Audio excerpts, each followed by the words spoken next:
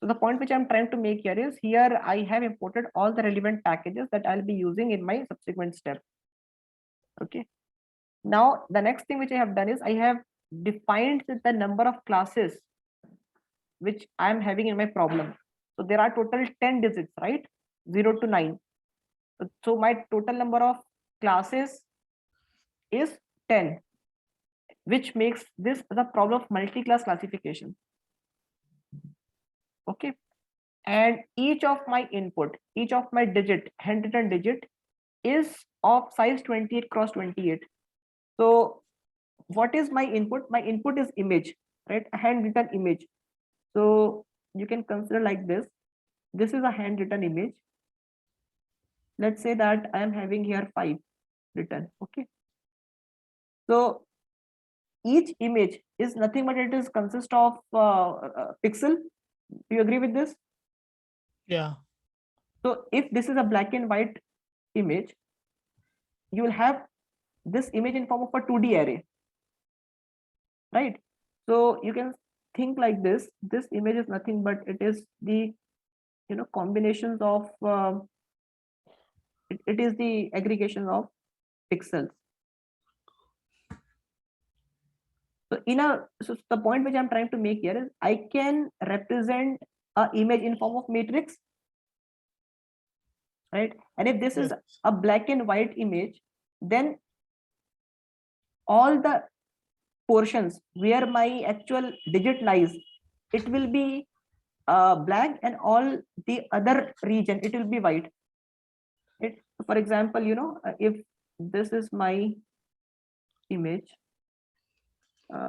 this is my image grid.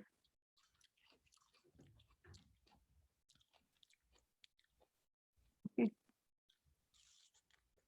If I want to write one, right, what I want my this pixel to be high, black, this pixel to be black, this pixel to be black, and maybe this pixel also to be black. Now this is what I have written one,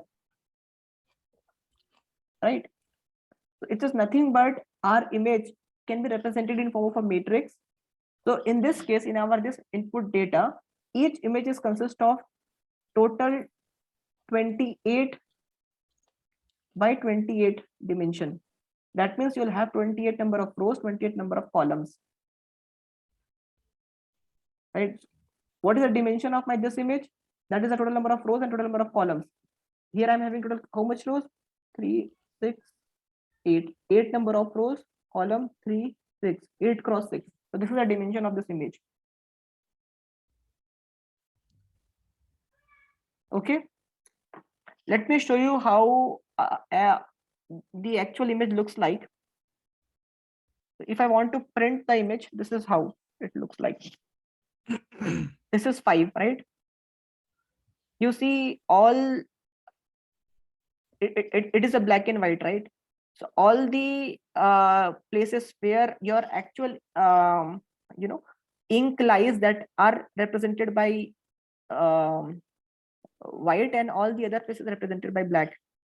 So what the point which I'm trying to make here is this image, this black and white image or grayscale image, it can be represented in form of 2D array, one for rows, one for column. Okay. Are we comfortable with this statement? Yeah, but why do we have that one there after 28 28 1? Where? Input shape equal to Input shape. Do you want me to put here one? no, I on top, right? If you go on top, you are saying input shape is equal to 28 comma 28 comma 1. Yes, I'm coming to that part. Oh, okay. Okay. See, there is a third component associated with any image which is called channel. Okay. So a black and white image or gray scale image, it is having channel 1, whereas a colored image, if you'll see, they have channel 3. So all this concept which I'm talking about, it is coming from some image processing. You can I'll share the material. You can have a quick look on that. Any colored image, if you see, you can break that colored image into 3 components. One component for red, one component for green, one component for blue. That is why a colored image is also called as RGB image, right? So what we say is a colored image is a three-dimensional matrix, whereas your black and white image or grayscale image, it is one-dimensional, I mean 2D array, right? How a colored image would appear is you have this matrix for red component, you have this matrix for green component, and you have this matrix for blue component. Okay, so these are called channels. Okay, each pixel value is having total 3 coordinate. One coordinate corresponds to red, one coordinate corresponds to green, one coordinate corresponds to blue. For example, if there is a 1 pixel here and the coordinate is like 0, 0, 255, then this pixel will appear blue because we are having the highest value corresponding to B channel, and the rest other channel is having value 0. If you have learned some color mixing and all, if you have played with some image processing software, I'm pretty much sure that you might have come across this concept. Yeah, but what I'm not understanding is that you're not defining the image there, right? You're just saying input image is equal to 228, 28. It's like, See, this is the what is image. that doing? I'm not understanding. Input underscore shape variable. What is that variable doing? This you are saying? No, input underscore shape. This you are saying? Yeah. This one. Yeah. Yeah. What is, see, the number of classes is 10. That is, we understand, right? Because Yeah. they're going to be 10 digits, so classes are Yes. 10. I'm But here you're not making the image, right? You're just creating one tuple of yeah. 3. Here Right. what I'm defining a variable. That variable, in that variable I'm specifying what is the dimension of my input image, one input image. So what I'm saying that to my system is my image is having this shape. I'm having total 28 number of rows, 28 number of columns, and the channel of my image is only one. That means I'm going to feed you a black and white or grayscale image. But see, if it is related to image, right, then this should have been created using numpy dot something, right? When it will understand, this data. I'm not creating any image here. I'm not at all creating image. I'm just giving a heads up to my system that whatever image I'm going to provide you, this is going to be the dimension of it. I am not creating image at all right now. Okay. So we are not creating image. We are just giving a heads up there. Yes. Okay. Now this is a place where I'm importing my data set. So in my Keras library, from my data set submodule, I'm having a data set for this images, which is represented in form of matrices, right? So this is a place where I am importing my data set. So now you'll see that my X train is consist of input data, right? So you'll see this is the matrix representation of input of images. Any image you can represent in form of a matrix. Okay, so let me show you how the first element of this input looks like. It looks something like this, and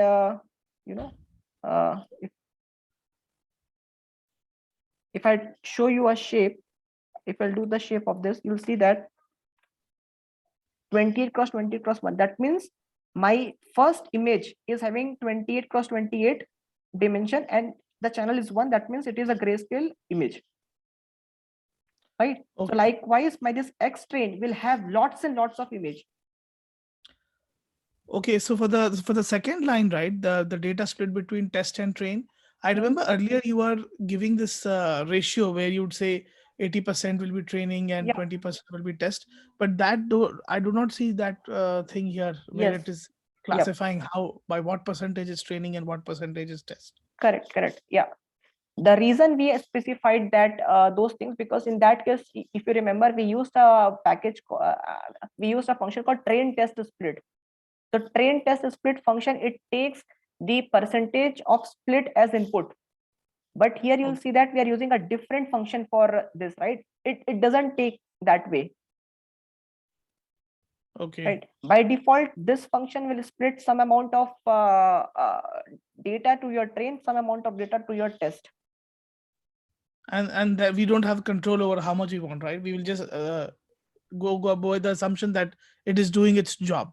No, we have that control also. So by default, it will split 70% of your data to your train part, 30% of your data to test part. Okay. Okay. Okay. I'm happy with that split. That's why I'm not specifying anything here. If you want to change the distribution, you can do that as well. Got it. Right. Okay. So I have set of images on my training set. I have set of images in my test set. Okay. After that, what I'm doing, I'm normalizing my in matrices. So why I'm normalizing? Because I want to keep all the matrix value between 0 to 1. That's why I'm dividing it by 255. 255 is the highest pixel value I can have. Okay. So here I am doing the scaling of images. And you are saying that that's what normalization is, right? By Yes. normalization, you mean scaling of the images is nothing but normalization. Yes. Till this point, everybody is clear? But why 255 only? Like, because the highest value of pixel can be 255. The pixel value ranges between 0 to 255. Okay. So if I want to do the scaling, I need to divide it by highest value, right? If I give you 5 number, 1, 2, 3, 4, 5, okay, and I say that you have to normalize this number between 0 to 1, how would you normalize it? Yeah, we will divide it by this highest number, that is 5 in that case, right? The same thing I'm doing here also. Okay. All right. After that, what I'm doing is I am reshaping my input data such in a format which Keras takes as input. Okay. So you see here, what I'm doing is I'm taking a transpose here, right? So this thing just simply takes the transpose of your input data. You mean expand underscore dims is taking transpose of Yes. x underscore train? Yes, you can think it. See, Keras, it takes your input in some specific format. So this thing we are doing to fit our data into that specific format. Okay. And after that, I'm just printing the shape of my input and output. So you'll see that my input shape is 60,000, 28, 21. That means what total number of instance I'm having, total number of records I'm having is 60,000 in my training set.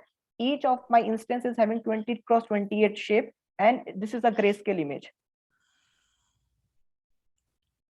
Right? After that, what I'm saying that, after that, what I'm saying that is total. Here I'm doing x test dot shape 0. That means I'm extracting the first value out of it, right? So what I'm saying that in my test set, total 10,000 number of images I'm keeping.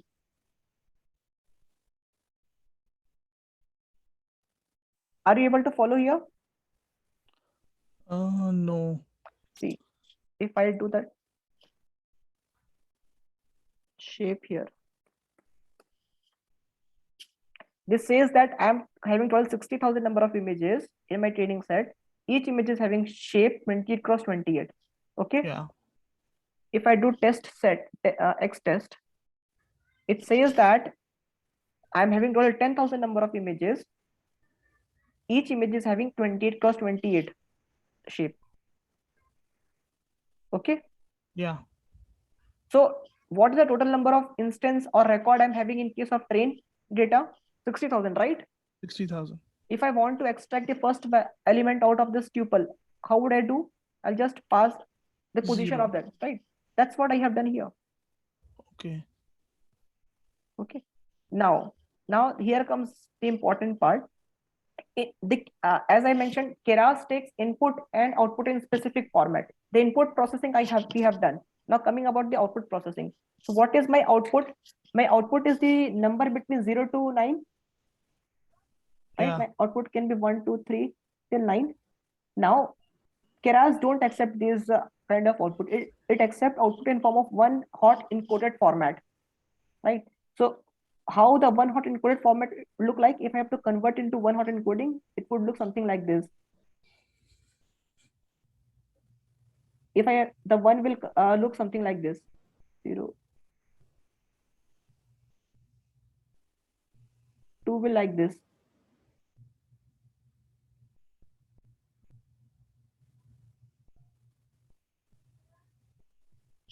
Okay, and so on. So we have to just assume that the all zeros is 0, and then when there is No, a 1 in the second value, that is 1. see, you don't have to assume anything. This is making logically sense also, right? See, in case of zeros, everything is 0. What is the position of 1? In this case, second will be 1, right? In Python. What is the Yeah. position of 2 here? This will be the position of 2. So since this is 2, that's why we are keeping only 2 position high, rest all are 0. Okay. Right? Yeah. If I write something like this, what is the meaning of this? 5. 0, 1, 2, 3, 4, 5. Yeah, this is 5. This value is 5. Right? So the output is going to be like a one-dimensional array, and the index values are representing the numbers.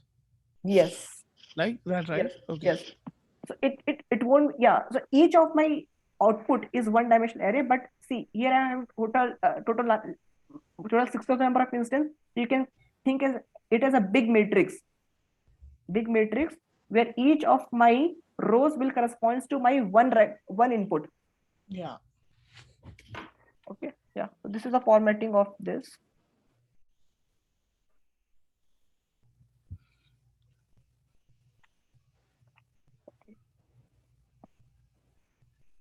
And after that, what I'm doing, I'm creating a network here, right? So so what I'm saying that Keras dot input. So Keras dot input. So from Keras, I am importing a function called input. And I'm specifying what is the shape of my input input images, right? So that is a reason why I initialized the input shape as this. I'm saying that to my network that whatever image I'm going to pass, this is going to be its input. So I'm specifying the shape of my input images here. After that, first layer I'm creating a convolution layer. So if you recall in the previous class, I showed you how to create a dense layer, right? Yeah. Convolution layer is slightly different than dense layer. I'll cover how the convolution layer looks in theory class, but you can just think for now that convolution layer is just a layer only, like the way we had a dense layer, right? We are providing our activation function as ReLU, okay? And then there's something called kernel size. The kernel size is nothing but it's just a parameter we provide which does the convolution operation, right? So Convolution operation is something like converting the values into some other type of yes, data type. yes. Yeah. So this operations will be seeing in theory class, but for now you can just think that this is a layer, right? Convolution layer, which is having total 32 number of neurons. The kernel size is 3 cross 3, and activation function I'm applying is ReLU. Okay. Similarly, after that, there's another kind of layer which is called max pooling. Okay. Which is having the dimension as 2 cross 2. So I know at this point of time, these steps may not be making sense to you because we haven't covered yet, but these are nothing but these are just the layers I'm having, right? And I'm specifying the neurons of that layer, right? Now coming to the last layer where I'm providing my activation function as softmax. So if you recall in we already had a detailed discussion that in case of multi-class classification, we use softmax function as activation function. So I have applied softmax as my activation function here. And then you can And you applied the dense layer for the last neuron? Yeah. Okay. Yeah. So in the last layer, if you think about the last layer is dense layer. Okay. So there's 7 layers, right? There's 7 layers in this model. Yes. Okay. Okay. So this is a really a deep neural network. In the previous class, we have just seen how to create 3-layer network with only one kind of layers. Here we are using multiple kinds of layer. At the output, I'm having dense layer. In between that, I'm having convolution layer, max pooling layer. We'll talk about what these other layer are in theory class. So Ashutosh, one question I have is that in this, when you created the model, right? So if you go a little bit up, Mm-hmm. just a little bit, yeah. So it's written model equal to keras dot sequential, right? Yes. Then you open bracket, close bracket, and then you have this whole list of things that are going on. So Yes. is that what the syntax is when you are creating a model? Because I think when you showed first Yes. time, did you do it like this only, or you did one step after the other step? No. So there are multiple ways of doing it, right? In the previous Okay. class, what I showed is, see, in case of Python, import uh, import from sklearn import model selection, right? So this is same as writing import sklearn dot model selection, Yeah. right? So in the previous class,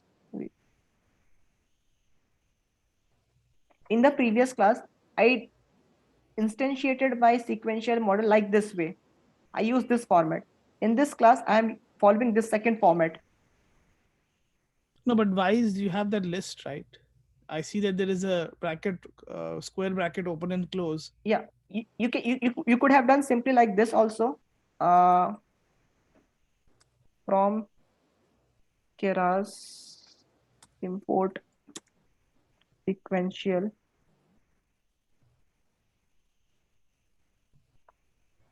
right? And after that, model is equals to sequential, Yeah.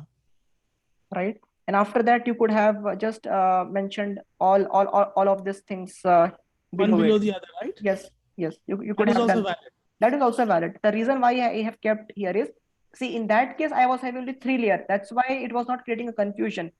In the benefit of putting here list is, we are saying that if we are keeping every layers connected to this model, right?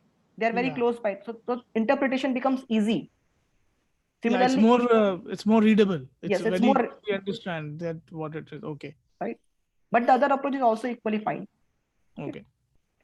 Okay, so this is the layer configuration I have defined. You can summary your layer also. I'll be a little bit quick here, uh, because I had a hard stop at 10:58. Right. This is the summary of the model, and after that, you see, we have talked about compile. So in compile, what we provide our loss function. So since this is the classification problem, I'm providing categorical cross entropy loss function. I'm providing Adam as my optimizer. So Adam is a kind of optimizer, okay, which implements gradient descent, or you can say the back propagation, the algorithm which we have seen. No, so we need to have some agent, right, which will implement that algorithm. So this is the agent which implement that algorithm. Performance metric we are seeing as accuracy. That means the number of cases which are identified correctly, fraction of images which are identified correctly. Okay, and then the training starts.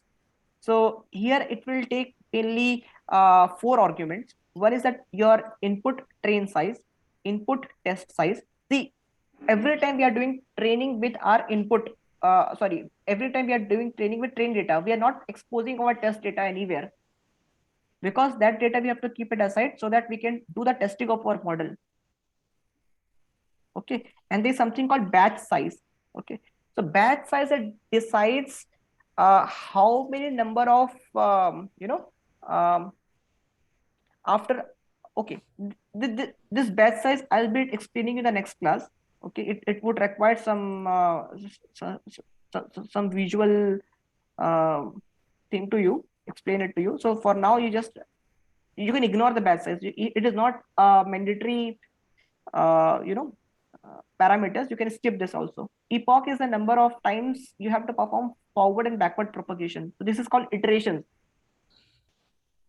Okay, valid split also I'll talk in the next class. Valid also split also you can skip. It is not really required.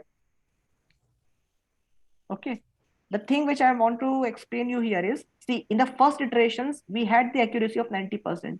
In the second iterations, when you updated the weights from 89, it jumped to 96, 97, 97, 98. So as your iterations is progressing, as the weights you are updating, you are improving your accuracy, you are decreasing your loss, right? And you'll see that after some point of time, your accuracy will not increase. So that is the point of saturation, we say, and we stop our training.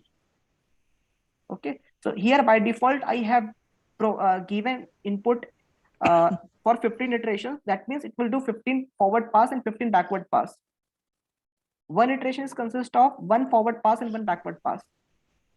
Okay, so 15 number of times it will update the weight, and after updating the weight for the 15 times, you have seen that the accuracy has reached to 19.3%. Then I'm computing the performance of my model on the test data, which I haven't used anywhere till now. You'll see that that performance of a model and test data is 99%, 99.14. Okay, so since this is a very common and benchmark problem, you'll see that very high performance in test data. This can be further improved to achieve till like 99.8%. That is the best accuracy people have achieved in this data set. But where did you use the test data? You got test accuracy, but I don't see anywhere you're using test data to test it. Test, X test, and Y test. So this is a place where I'm passing my test data. Oh, model.evaluate. Okay. Yes. Okay. And I'm computing the performance metric in my test data. Right. So this is we have for MNIST data set.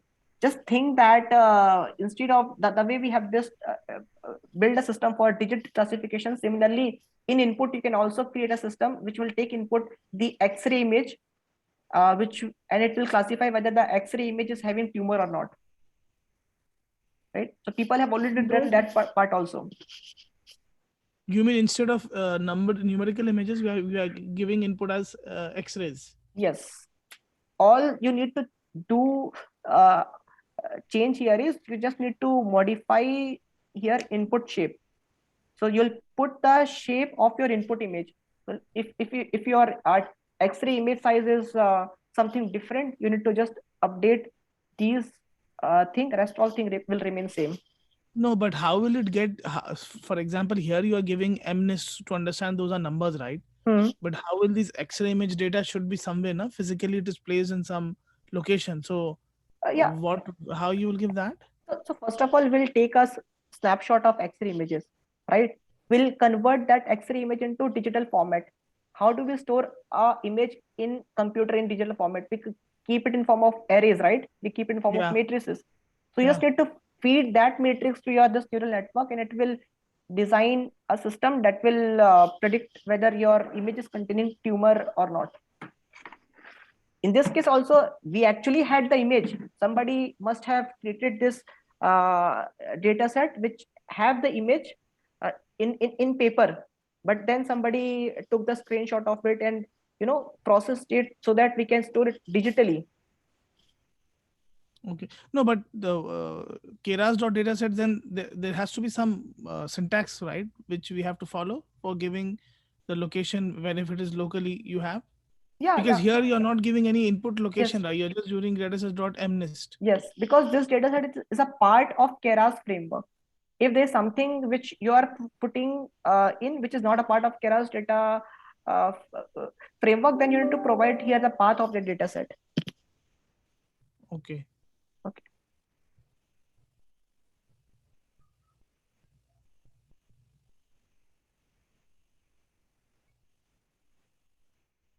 Okay, I have a hard stop here. I'll take a pause. I'll share the code with you after this class. Please go through this code once, and tomorrow we'll invest some time doing this program one more time.